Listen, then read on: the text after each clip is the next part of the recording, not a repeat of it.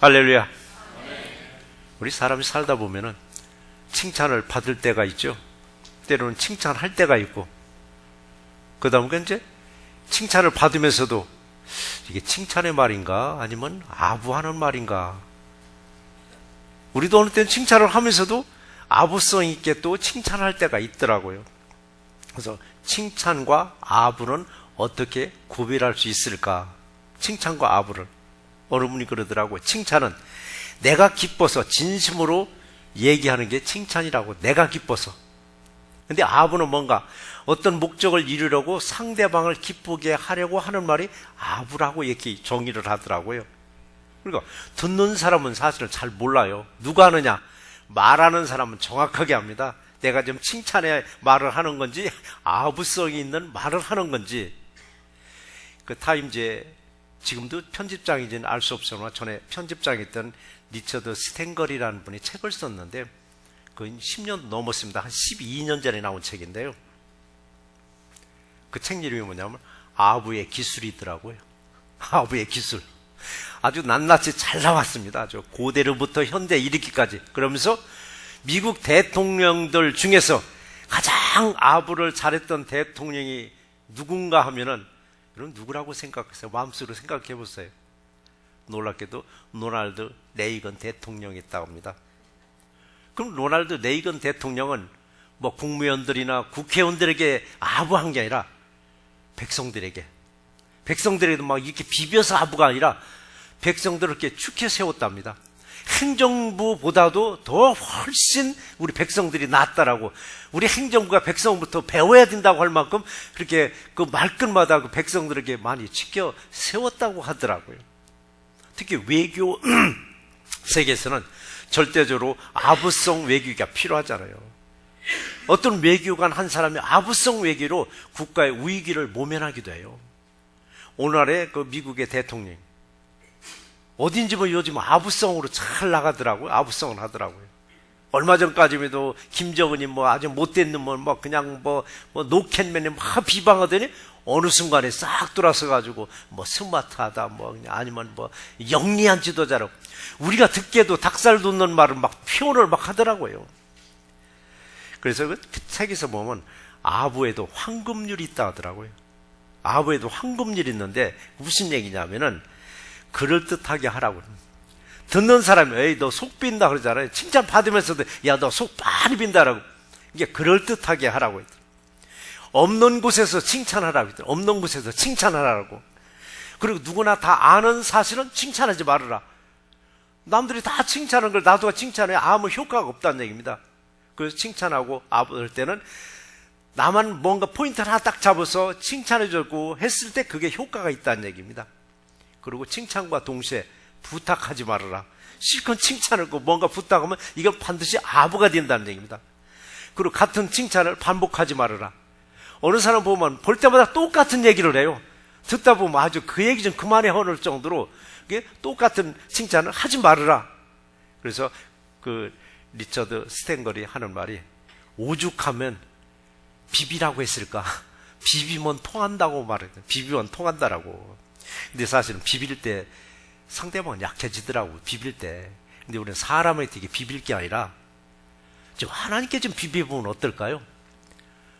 사람의 눈치는 아주 막 100단위, 200단위인데 하나님 눈치에 대해서는 전혀 생각들 않다고. 우리는 좀 더 하나님께 정말 아부 떠는 기도를 좀 해주세요. 하나님이 들어 응답할 줄 믿습니다. 인간에게는 위대한 재산이 있답니다. 사람들이 위대한 재산이라면 뭐 믿음이다 아니 뭐 재산이다. 그게 아니라 믿음의 재산도 좋고 물질의 재산도 좋은데 우리에게 위대한 재산이 뭔가 했더니 아부와 칭찬이라고 하더라고요. 아부와 칭찬만 잘해도 이 땅 살아가는데 또 잘 살아갈 수 있다라고. 각 가정에서 지금 애완동물들 많이 키우잖아요. 개나 고양이. 요놈들이 주인 몰래 말썽 한번 부려보세요. 그냥 발로 걷어차고 싶다가도 이놈들이 막 눈치 봐가면서 아부 떠는 모습에 발로 걷어차는 게 아니라 그냥 손으로 쓰다듬어 이쁘해 주는 걸 우리가 볼 수가 있더라고요.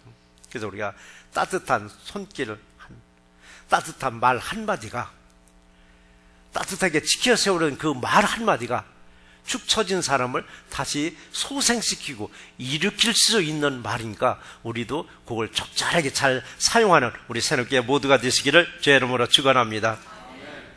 하나님이 오늘 우리에게 주시는 말씀 중에 첫 번째 뭐냐? 들어가라고 했더라고. 들어가라고. 어디로 들어가라고? 방주 안으로 들어가라고. 방주 안으로 들어가라고.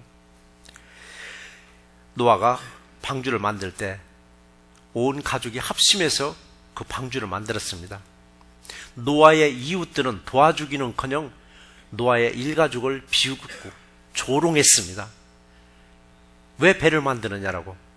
물가에서도 안 만들고 왜 산에서 만드냐고. 이게 배냐고. 이게 건물이지 창고지.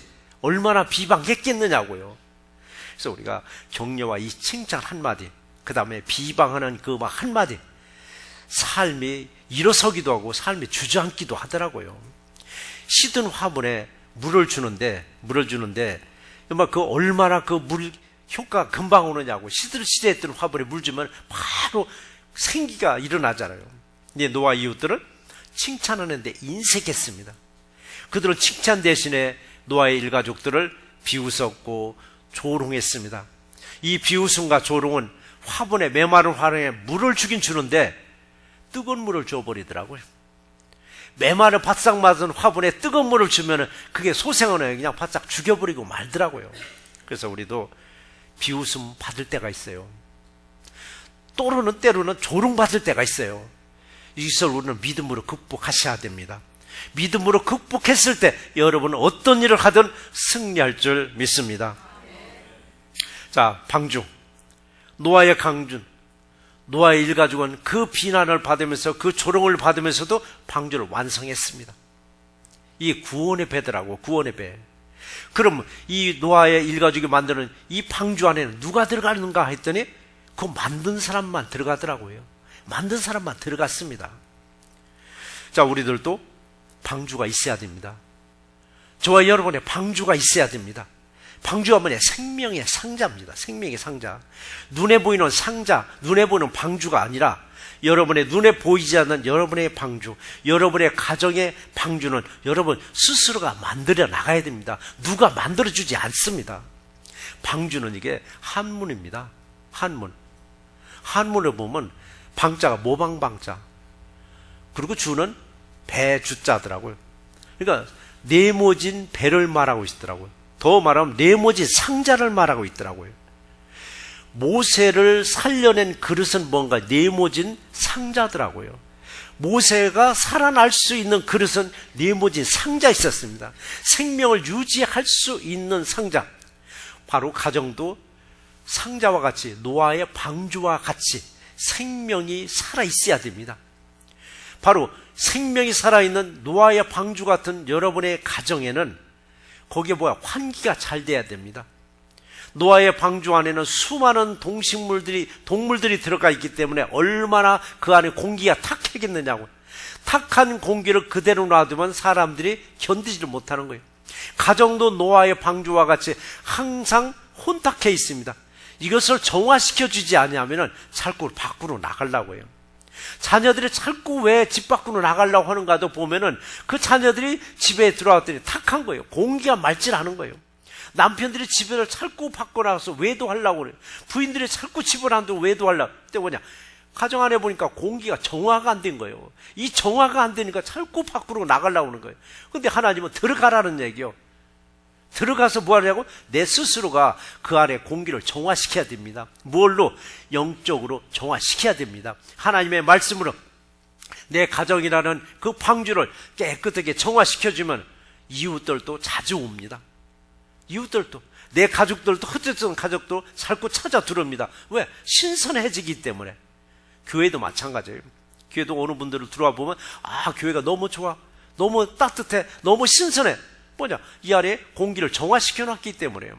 인위적으로 공기를 정화시키는 게 아니라 여러분의 기도로 이 안을 정화시켜 놨기 때문에 누구든지 오면 참 따뜻하고 포근하고 너무 좋다고. 방주는 그래야 됩니다. 여러분의 가정이란 방주도 항상 정결하게 정화되어 있는 방주가 되기를 주의 이름으로 축원합니다.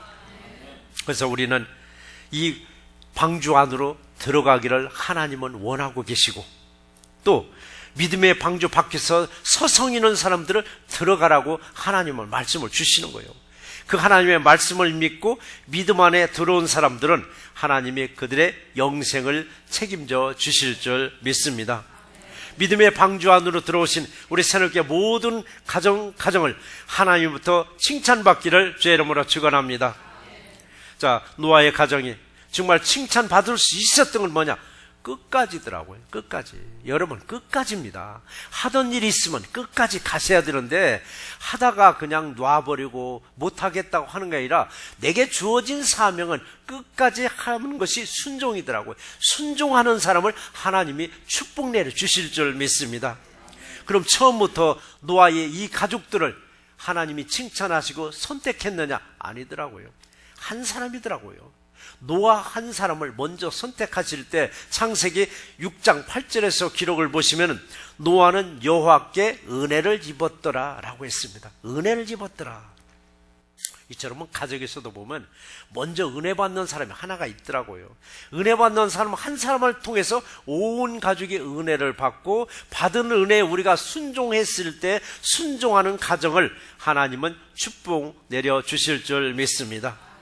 근데요, 내가 들어가야 할 이 생명의 방주, 믿음의 방주를 이렇게 짓다가 빗나가더라고요. 옆으로 새더라고요. 자꾸 옆으로 새는 거예요. 왜 방주를 짓다 말고 옆으로 새는가 했더니 책 속에 또 하나 할게요. 팀 켈러라는 미국 목사님이 계신데 그 목사님이 책을 지었는데 책 제목이 뭐냐면 내가 만든 신, 내가 만든 하나님이라는, 부제로 뭐라고 기록을 했냐면 하나님의 자리를 훔치다. 얼핏 봐도 금방 이해가 하더라고요. 내가 만든 신, 하나님의 자리를 훔치다. 맞는 얘기더라고요. 이 책 내용 중에서 무슨 얘기냐면 내가 만든 신은 반드시 나를 배신한다. 내가 만든 신은 반드시 나를 배신한다 얘기입니다. 은혜 없는 복음은 가짜 하나님을 만든다라고 했더라고요. 생각해 보세요. 은혜 없는 하나님, 은혜 없는 복음은 가짜 하나님을 만들더라. 그래서 성경에서 보면은 참 신이란 말을 썼고 참 하나님 말을 썼더라고. 참 하나님, 참 신을 썼다는 건 뭐냐? 가짜 하나님도 있고 가짜 신도 있다는 얘기입니다. 가짜 하나님도 가짜 신도 누가 만드느냐? 내가 만들고 있다는 겁니다. 맞는 말씀이더라고요. 은혜 하나님을 만나지 않으면 여러분 가짜 신을 내가 만들고 계속 받고 나가게 되어 있습니다. 신이 바뀌다니 하고 여러분 의아할지 모르지만 팀 켈러 목사님은 인간의 마음은 우상을 만드는 공장이라고 하더라고요. 공장. 대량 생산할 수 있는 마음이 인간의 마음이라요. 무엇을 만들어? 우상을. 오늘날의 우상이 돌 붙여 만들어 놓고 거기서 싹싹 비는 게 우상 섬기는 게 아니에요. 여러분 오늘날의 우상은 저와 여러분 마음에 들어앉아 있습니다. 하나님을 섬긴다고 하면서도 하나님을 내 최고의 신이라고 하면서도 여전히 하나님이라는 최고의 신은 뒷전에다 밀어놓고 내가 만든 신을 앞세울 수가 있습니다. 내가 만든 신, 내가 들어가야 할 방주를 짓다 말고 옆으로 빛나는 건 뭐냐? 그 안에 은혜가 없더란 얘기예요. 만들면서 은혜로 만들어야 되는데 은혜로 만들지 않냐고 남들이 만드니까 나도 만든다고 하다 보니까 은혜 없이 만들다 보니까 나는 방주를 만드는 것이 아니라 나는 신을 만들면서 계속 바꿔나가고 있는 거예요. 여러분 계속 신을 바꿔나가고 있는 거예요.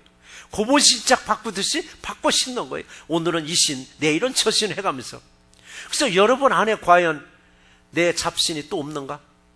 여호와 하나님 외에 하나님이 정말 또 없는가? 여러분의 신은 또 하나가 만들어 놓고 있습니다. 그걸 내 안에서 싹 몰아냈을 때 여러분 안은 깨끗한 방주로 만들어 줄 줄 믿습니다. 가짜 신을 만들어 놓고 위로부터 무슨 칭찬을 받겠으며 위로부터 무슨 가정이 칭찬을 여러분 받을 수 있겠느냐고요. 여호수아가 이제 죽음에 임박했을 때 온 백성들을 세겜에다 모았습니다. 세겜 땅에 다 모아놨습니다.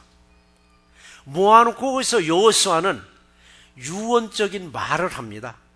그 말이 무슨 말이냐면은 너희는 여호와를 섬기든 다른 신을 섬기든 너희가 선택하라라고 했습니다.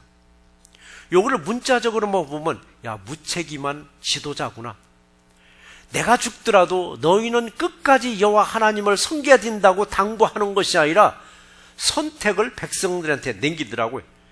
여호와를 섬기든 다른 신을 섬기든 너희가 선택하라고 이렇게 자신 있게 말할 수 있는 건 뭐냐? 그 백성들의 신앙을 확신할 수 있었습니다. 이 백성들은 다른 신을 섬기라고 할지라도 오직 여호와만 섬길 수 있으니까, 자신 있으니까 너는 여호와만 섬기든 아니면 다른 신을 섬기든 너희는 선택하라라고 말씀하시더라고요. 그러면서 여호수아는 여호수아서 24장 15절에서 말씀하시기를 나와 내 집은 여호와만 섬기겠노라라고 말을 하더라고요. 자, 저와 여러분들의 각 가정에서도 오직 여호와 하나님만을 섬김으로 하나님의 칭찬을 받는 가정이 되시기를 주의 이름으로 축원합니다. 자, 두 번째는 내가 보았습니다랍니다. 내가 보았습니다.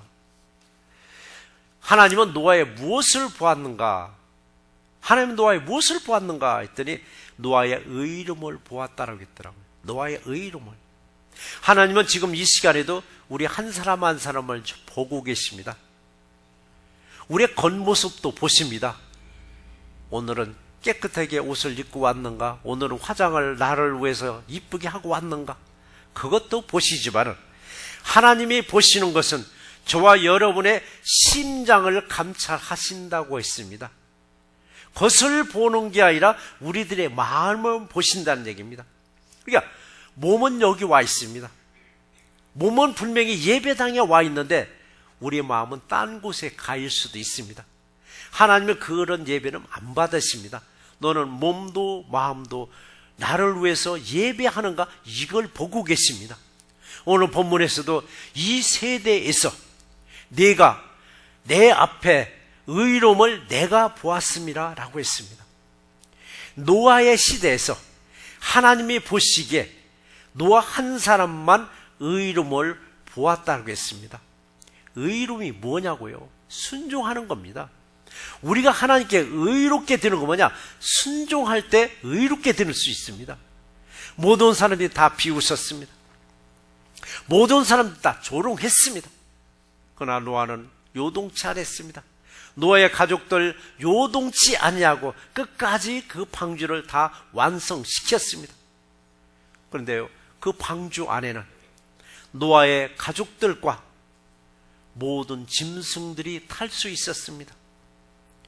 노아의 가족들을 도와주기는커녕 비웃고 조롱했던 그 사람들 방주 안에 들어가지 못했습니다.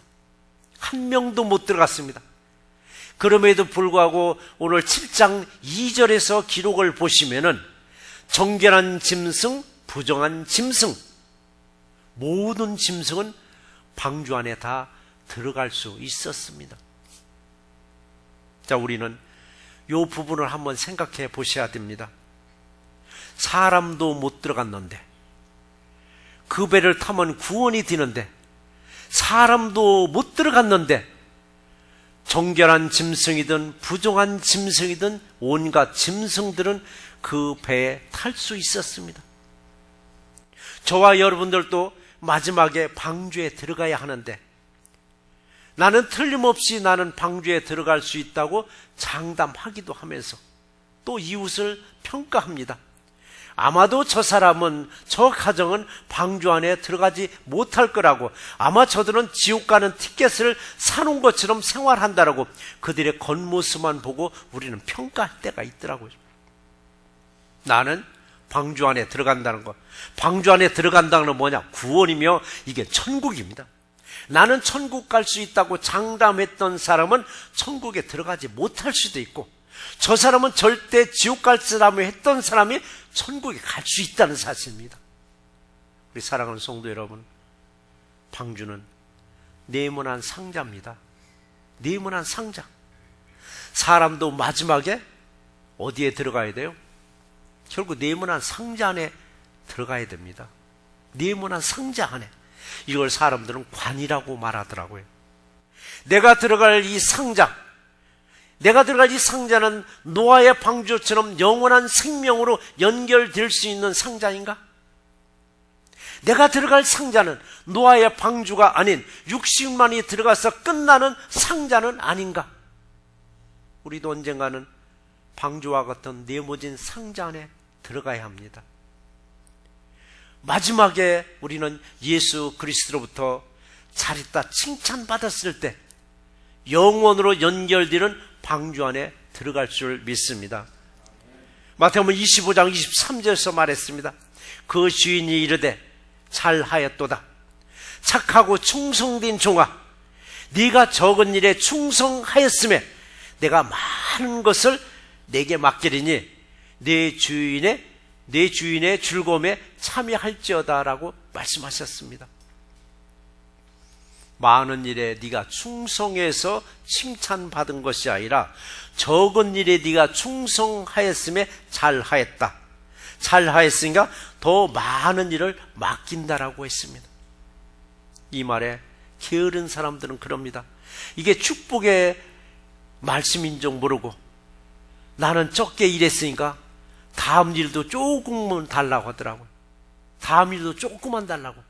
근데 이게 복인 줄 안다면 다음 것도 더 큰 걸로 달라고 할 텐데, 일하기 싫어하는 사람들은 지금도 작은 걸 주님이 칭찬해 줬으니까 다음에도 이보다 더 작은 일감 나 안에 주세요라고 말할 수도 있습니다. 이 내용의 얘기는 뭐냐면요, 2달란트 가지고 4달란트를 만든 사람, 5달란트 가지고 10달란트 받은 사람들을 예수님은 칭찬하시더라고요.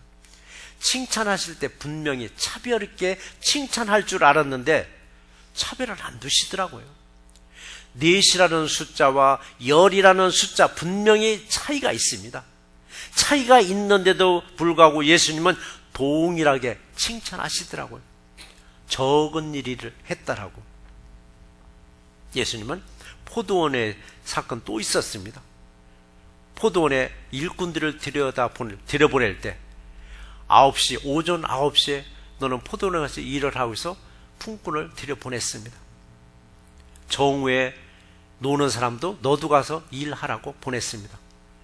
끝나기 1시간 전 오후 5시에도 너 놀고 있니? 들어가서 일을 하라고 품꾼으로 들여보냈습니다. 돈을 계산할 때는 먼저 온 순서대로 계산해 줄 줄 알았더니 늦게 온 순서대로 계산해 주더라고요. 왜? 뒤에 본 사람들이 기대감을 갖나 안 갖나 그걸 보셨나 봐요. 1시간 일한 사람에게도 한 데나리온을 딱 주는 거예요. 뒤에 서서 점심 때 온 사람, 오전 9시에 온 사람이 기대가 딱 큰 거예요. 1시간 일하고 한 데나리온을 받았으니까 나는 많이 받겠다라고 했는데 받아놓고 보니까 나도 한 데나리온. 뭐를 말하고 있는가? 일의 분량이 중요한 것이 아니라 맡은 일에 얼마만큼 충성했는가, 예수님은 그걸 보시더라고요. 얼마만큼 충성했는가. 교회 일도 그러더라고요. 사람들의 눈으로 보는 아무개 집사님, 아무개 권사님, 아무개 장로님 어마어마하게 큰 일에 아이고 그걸 어떻게 했는지 모르겠어? 그런가 하면 아무개 집사님 그것도 일이라고 해? 그건 애들도 할 거. 우리는 일을 차별할 때가 있더라고요. 큰 일이다 작은 일이다 우리는 분류를 하더라고요. 누가 분류해? 예수님은 분류를 하는데 사람이 분류하더라고요. 그런데 예수님의 눈으로 볼 때는 크든 작든 동일하게 보십니다. 그리고는 아무리 커도 이건 작은 일이라고 말씀하시더라고요. 그래서 예수 안에서는 크고 작고의 차별이 아니라 예수 안에서는 구별만 될 뿐입니다. 구별이 뭐냐고요? 거룩을 말하고 있습니다. 그래서 여러분이 어느 일을 할지라도 거룩한 마음을 가지고 일을 했을 때 그 일이 거룩한 일이 됩니다. 근데 아무리 거룩한 일을 할지라도 일을 하면서 그냥 하기 싫어가지고 마지 못해서 했을 때는 그 일 자체가 거룩한 일이 안 되더라고요.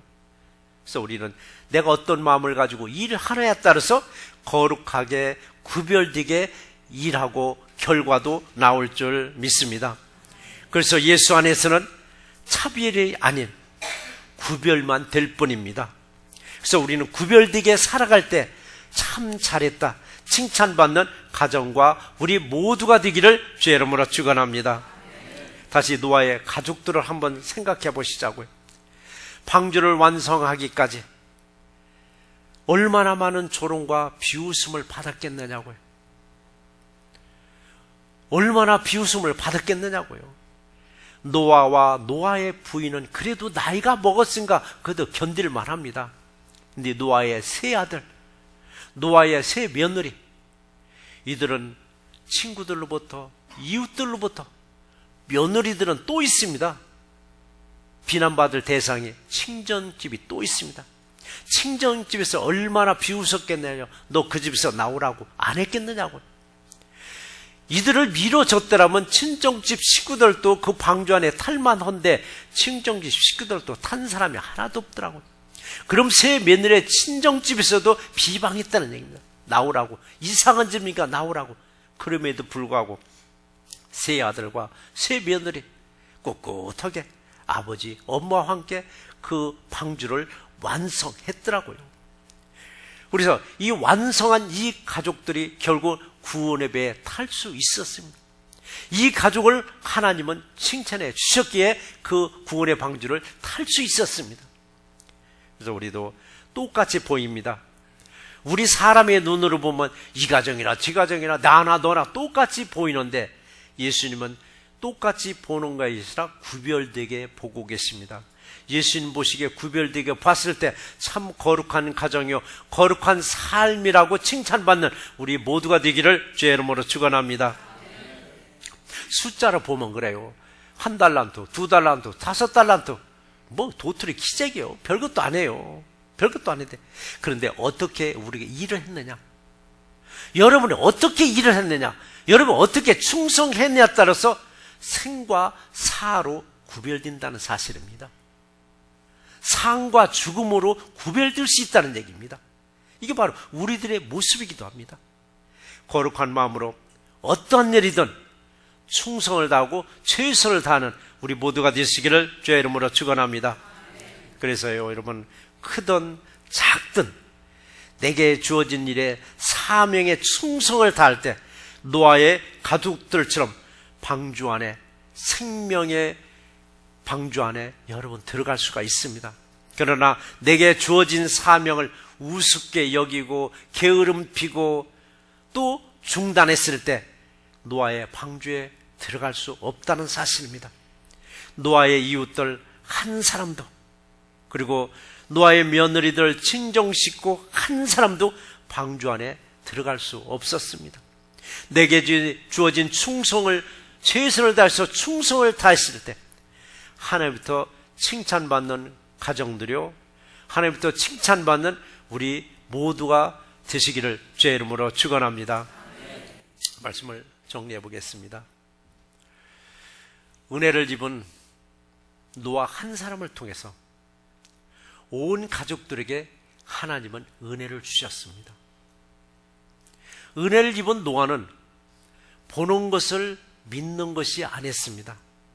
믿는 것을 보면서 의심하지 않았습니다.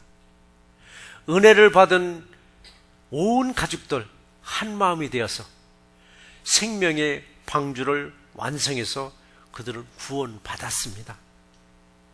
예수님도 먼저 나를 선택하시고 그리고 내게 충성된 자로 인정하시고는 내게 직분을 맡기셨음에 여러분 감사하세요.